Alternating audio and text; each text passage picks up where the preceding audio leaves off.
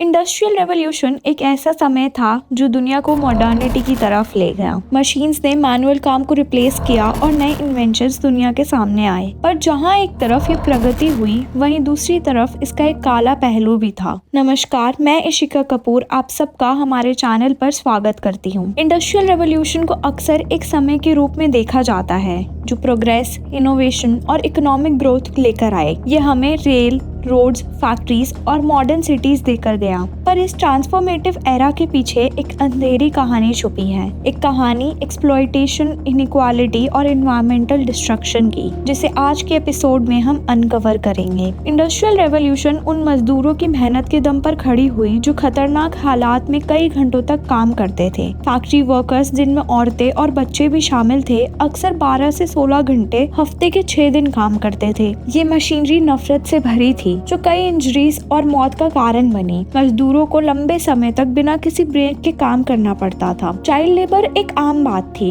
सिर्फ 5 साल के बच्चे टेक्सटाइल मिल्स और कोल माइंस में भेजे जाते थे। उनका छोटा साइज उन्हें मशीनरी ठीक करने या पतले माइन शाफ्ट्स में क्रॉल करने के लिए आइडियल बनाता था, पर ये उनके लिए बहुत खतरनाक था। इस एक्सप्लॉयटेशन पर जब गुस्सा फूटा, तब जाकर लेबर रिफॉर्म्स आए, पर तब तक एक पूरी पीढ़ी इसका प्राइस चुका चुकी थी। वेजेस बहुत कम थे और काम के लिए सुरक्षा का कोई प्रबंध नहीं होता था। काम के बीच इंजरीज होना आम बात थी और इनका कोई कंपनसेशन नहीं मिलता था। इसके अलावा एक आम समस्या प्रदूषण थी। फैक्ट्रीज से निकले धुएं और केमिकल्स ने हवा और पानी को प्रभावित किया। पर्यावरण की स्थिति गिरती चली गई, जो लोगों के स्वास्थ्य के लिए खतरा बन गया। इंडस्ट्रियल रेवोल्यूशन का असर सिर्फ लोगों पर नहीं बल्कि एनवायरमेंट पर भी पड़ा। फैक्ट्रीज में बड़ी क्वांटिटी में कोल जलाया गया, जिसने हवा को हार्मफुल गैसेस से भर दिया। नदियां और स्ट्रीम्स इंडस्ट्रियल वेस्ट के डंपिंग ग्राउंड बन गई। ये एनवायरमेंटल इम्पैक्ट सिर्फ लोकल नहीं थे। इंडस्ट्रियल रेवोल्यूशन के वक्त कार्बन एमिशंस में जबरदस्त बढ़ावट आई, जो ह्यूमन इंड्यूस्ड क्लाइमेट चेंज का शुरुआत का कारण बनी, जिससे हम आज तक जूझ रहे हैं। जैसे जैसे फैक्ट्रीज बढ़ी, वैसे वैसे उनके आसपास के शहर भी बढ़ने लगे। पर इस अर्बन ग्रोथ की अपनी एक कीमत थी। मजदूर और उनकी फैमिलीज पुअरली बिल्ट टेनेमेंट्स में रहने को मजबूर थे,